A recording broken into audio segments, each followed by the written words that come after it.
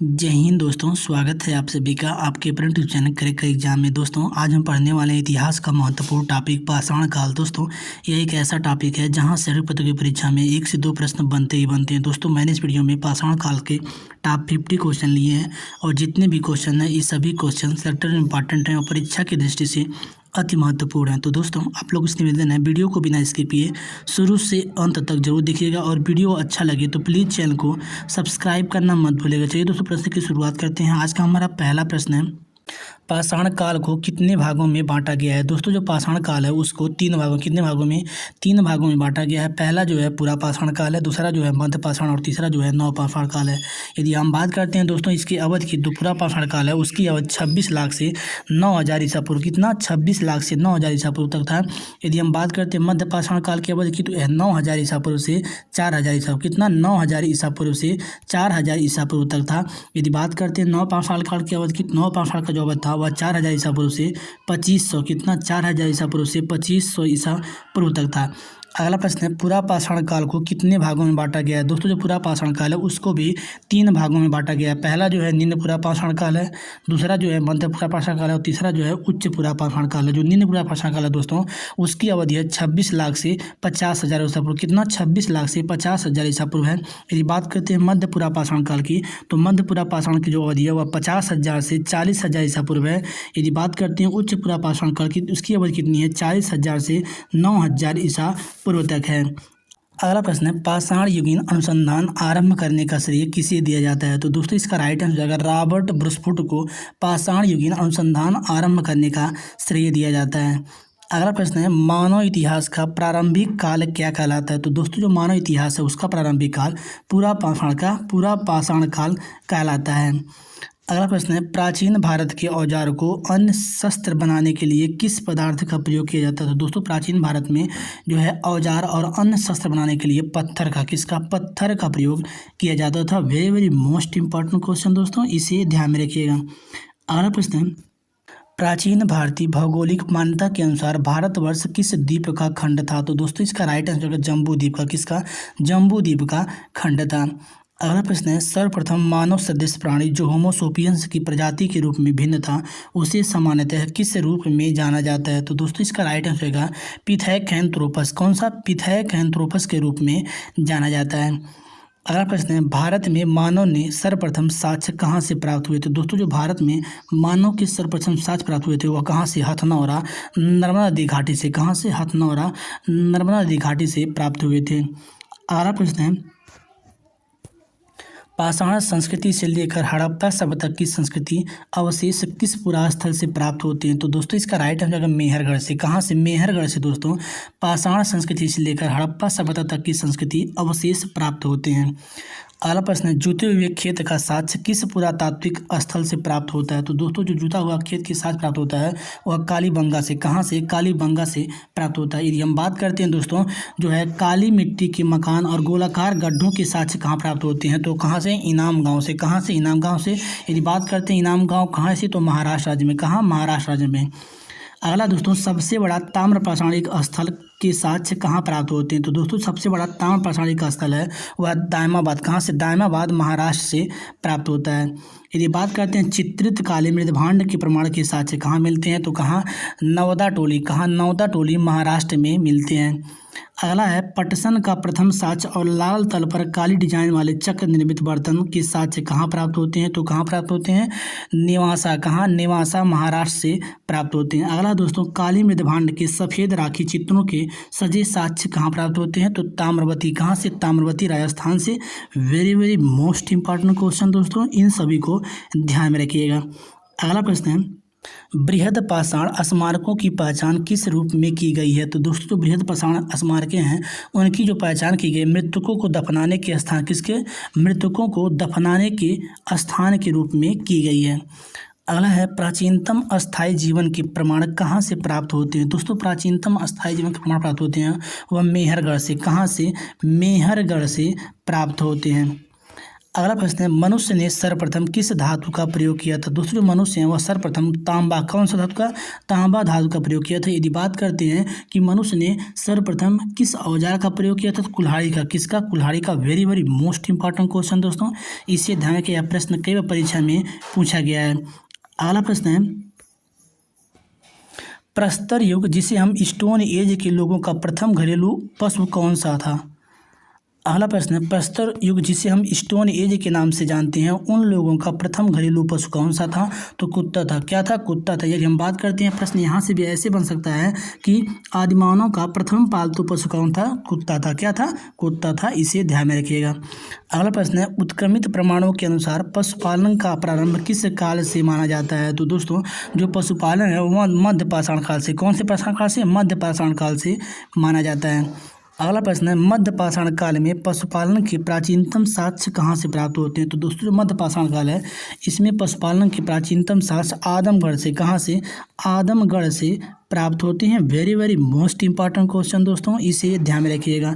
दोस्तों, वीडियो में आगे बढ़ने से पहले आप लोगों से कहना चाहते हैं, यदि आप लोग अभी तक हमारे चैनल को सब्सक्राइब नहीं किए तो प्लीज़ चैनल को सब्सक्राइब तथा वीडियो को लाइक और शेयर जरूर करें। दोस्तों, आपका लाइक और शेयर ही हमें अगला वीडियो बनाने के लिए मोटिवेट करता है। अगला प्रश्न है, मानव द्वारा खाद्यान्नों की कृषि सर्वप्रथम किस काल में प्रारंभ हुई थी। तो दोस्तों, इसका राइट आंसर नव पाषाण काल में। कब, नव पाषाण काल में दोस्तों मानव द्वारा खाद्यान्नों की कृषि सर्वप्रथम प्रारंभ हुई थी। अगला प्रश्न है, मानव द्वारा प्रयोग में लाया जाने वाला प्रथम अनाज कौन सा था। तो दोस्तों, इसका राइट आंसर जाएगा जौ था। कौन सा था, जौ था। दोस्तों, मानव द्वारा क्या होता है, उपयोग में लाया जाने वाला प्रथम क्या था, अनाज था। अगला प्रश्न है, चकोलिथिक युग को किस अन्य नाम से जाना जाता है। तो दोस्तों, जो चकोलिथिक युग है उसे हम ताम्रपाषाण युग, कौन सा युग, ताम्रपाषाण युग के नाम से भी जानते हैं। Very very most important question दोस्तों, इसे ध्यान में रखिए, प्रश्न कई बार परीक्षा में पूछा गया है।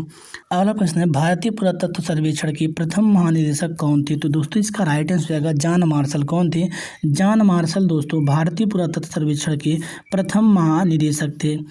अगला प्रश्न है, भारतीय पुरातत्व का जनक किसे कहा जाता है। तो दोस्तों, इसका राइट आंसर हो जाएगा अलेक्जेंडर कनिंघम को। किसे, अलेक्जेंडर कनिंघम को दोस्तों भारतीय पुरातत्व सर्वेक्षण का जनक कहा जाता है। Very very most important question दोस्तों, यह प्रश्न कई परीक्षा में पूछा गया है, इसे ध्यान में रखिएगा।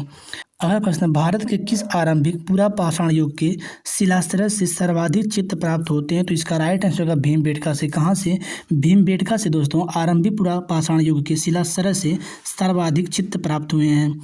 अगला प्रश्न, मिट्टी के बर्तन बनाने के सर्वप्रथम प्रमाण किस युग से प्राप्त होते हैं। तो दोस्तों, इसका राइट आंसर रहेगा नव पाषाण काल से। किस काल से, नव पाषाण काल से दोस्तों मिट्टी के बर्तन बनाने के सर्वप्रथम प्रमाण मिलते हैं। अगला प्रश्न है, पेबल उपकरण किस काल से संबंधित है। तो दोस्तों, जो पेबल उपकरण है वह निम्न पुरा पाषाण काल से संबंधित है। Very very most important question दोस्तों, इसे ध्यान में रखिए, प्रश्न कई बार परीक्षा में पूछा गया है। अगला प्रश्न है, ताम्रवती के नाम से कौन सी संस्कृति प्रसिद्ध है। तो दोस्तों, इसका राइट आंसर हो जाएगा आहार संस्कृति। कौन सी, आहार संस्कृति दोस्तों ताम्रवती के नाम से प्रसिद्ध है। अगला प्रश्न है, माइक्रोलिथिक औजार किस काल से संबंधित है। तो दोस्तों, इसका राइट आंसर होगा मध्य पाषाण। किस काल से, मध्य पाषाण काल से दोस्तों माइक्रोलिथिक औजार संबंधित है।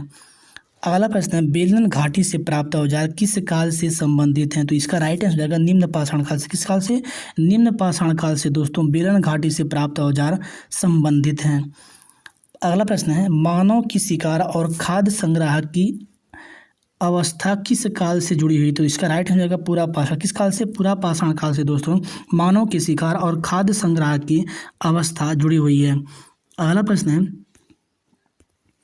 भारत के दो सर्वाधिक प्राचीन ज्ञात मध्य पाषाणकालीन स्थल कौन कौन से हैं। तो इसका राइट आंसर होगा महदहा और सराय नाहर राय। कौन सा, महदहा और सराय नाहर राय दोस्तों भारत के दो सर्वाधिक प्राचीनतम ज्ञात मध्य पाषाणकालीन स्थल हैं।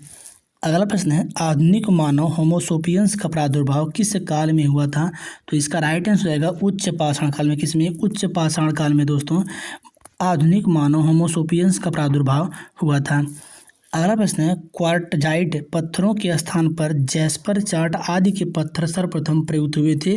तो किस काल में, मध्यपुरा का पाषाण। कब से, मध्यपुरा पाषाण काल से दोस्तों क्वार्टजाइट पत्थरों के स्थान पर जैस्पर, चार्ट आदि के पत्थर प्रयुक्त किए गए थे। अगला प्रश्न है, अग्नि का उपयोग मानव ने सर्वप्रथम किस काल में किया था? तो इसका राइट आंसर होगा नवपाषाण काल में। नवपाषाण काल में दोस्तों अग्नि का प्रयोग किया गया था। Very very most important question दोस्तों, इसे ध्यान रखिएगा। प्रश्न कई बार परीक्षा में पूछा गया है। अगला प्रश्न है, भारत में जीवाश्म का एकमात्र प्रमाण कहाँ से मिलता है? तो इसका राइट आंसर होगा शिवालिक पहाड़ी से। कहाँ से? शिवालिक पहाड़ी से। Very very most important question दोस्तों, इसे भी ध्यान रखिए, यह भी प्रश्न कई बार परीक्षा में पूछा गया है। अगला प्रश्न है, भारतीय उपमहाद्वीप में कृषि के प्राचीनतम साक्ष्य किस स्थान से प्राप्त होते हैं? तो इसका राइट आंसर होगा मेहरगढ़ से। और दोस्तों इसमें यह भी ध्यान रखिएगा कि कपास के साक्ष्य भी मेहरगढ़ से प्राप्त हुए हैं। Very very most important question दोस्तों, इन तीनों प्रश्नों को आप ध्यान रखिएगा, यह प्रश्न कई बार परीक्षा में रिपीट हो चुका है। अगला प्रश्न है, हड्डी निर्मित उपकरण किस भारतीय पुरातात्विक स्थल से प्राप्त हुए हैं? तो दोस्तों इसका राइट आंसर जाएगा सराय नाहर से। कहाँ से? सराय नाहर से दोस्तों हड्डी निर्मित उपकरण प्राप्त हुए हैं। अगला प्रश्न है, गौरिक मृदभांड पात्र का नामकरण कहाँ से हुआ था? तो दोस्तों इसका राइट आंसर जाएगा हस्तिनापुर से। कहाँ से? हस्तिनापुर से दोस्तों गौरिक मृदभांड पात्र का नामकरण किया गया था।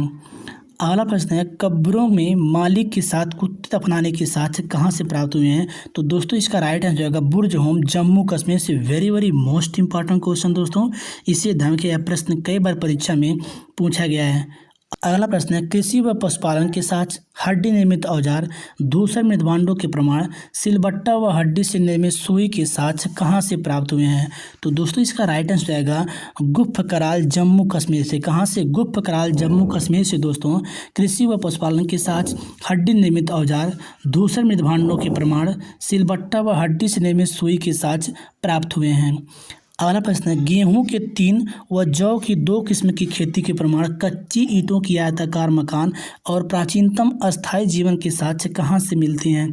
तो दोस्तों इसका राइट आंसर आएगा मेहरगढ़ पाकिस्तान से। कहाँ से? मेहरगढ़ पाकिस्तान से दोस्तों गेहूं के 3 और जौ की 2 किस्म की खेती के प्रमाण कच्ची ईंटों के आयताकार मकान और प्राचीनतम अस्थायी जीवन के साक्ष्य प्राप्त होते हैं। अगला प्रश्न है, गोलाकार झोपड़ियों के प्रमाण धान के अलावा जौ की खेती व पशुबाड़ा के साक्ष्य कहाँ से प्राप्त होते हैं? तो दोस्तों इसका राइट आंसर होगा महदहा उत्तर प्रदेश से। कहाँ से? महदहा उत्तर प्रदेश से दोस्तों गोलाकार झोपड़ियों के प्रमाण धान के अलावा जौ की खेती व पशुबाड़ा के साक्ष्य प्राप्त होते हैं, इसे ध्यान में रखिएगा। अगला प्रश्न है, धान की खेती के प्रमाण कहाँ से प्राप्त हुए हैं? तो दोस्तों इसका राइट आंसर है कोल्डिहावा उत्तर प्रदेश से। कहाँ से? कोल्डिहावा उत्तर प्रदेश से दोस्तों धान के क्या होते हैं? प्रमाण के साक्ष्य मिलते हैं। अगला प्रश्न, राख के टीले के साक्ष्य कहाँ से प्राप्त हुए हैं? तो दोस्तों इसका राइट आंसर आएगा संगनकल्लू कर्नाटक से। कहाँ से?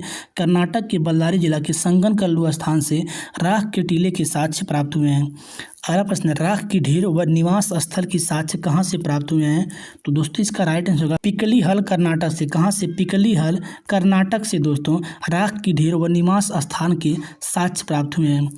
अगला प्रश्न है, मधुमक्खी की छत्ती जैसी झोपड़ियाँ ज्यामितीय आकार के सूक्ष्म पाषाण व हस्त निर्मित मृदभांड की साक्ष्य कहाँ से प्राप्त हुए हैं? तो दोस्तों इसका राइट आंसर होगा चौपानी मांडो उत्तर प्रदेश से। कहाँ से? चौपानी मांडो उत्तर प्रदेश से दोस्तों मधुमक्खी की छत्ती जैसी झोपड़ियाँ ज्यामितीय आकार के सूक्ष्म पाषाण व हस्त निर्मित मृदभांड के साक्ष्य प्राप्त हुए हैं। अगला प्रश्न है, आदिम कुल्हाड़ियाँ व चित्रित मृदभांड के साक्ष्य कहाँ से प्राप्त हुए हैं? तो दोस्तों इसका राइट आंसर होगा सारूतारू असम से। कहाँ से? सारूतारू असम से दोस्तों आदिम कुल्हाड़ियाँ व चित्रित मृदभांड के साक्ष्य प्राप्त हुए हैं। Very very most important question दोस्तों, इसे ध्यान में रखिएगा। अगला प्रश्न है, हिरणों की हड्डी के उपकरण कहाँ से प्राप्त हुए हैं? तो दोस्तों इसका राइट आंसर आएगा चिरांद बिहार से। कहाँ से? चिरांद बिहार से दोस्तों हिरणों की हड्डी के उपकरण प्राप्त हुए हैं। अगला प्रश्न है, कृषि व पशुपालन के साक्ष्य कहाँ से प्राप्त हुए हैं? तो दोस्तों इसका राइट आंसर आएगा दाऊजली असम से। कहाँ से? दाऊजली असम से दोस्तों कृषि व पशुपालन के साक्ष्य प्राप्त हुए हैं।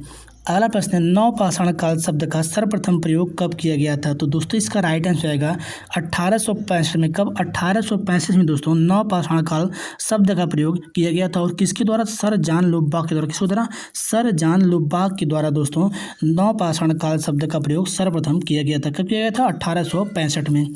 दोस्तों आज का हमारा वीडियो आप लोगों को कैसा लगा कमेंट करके बताइएगा, और वीडियो अच्छा लगा हो तो प्लीज़ चैनल को सब्सक्राइब करना मत भूलिएगा। मिलते हैं किसी अन्य वीडियो में, तब तक के लिए धन्यवाद।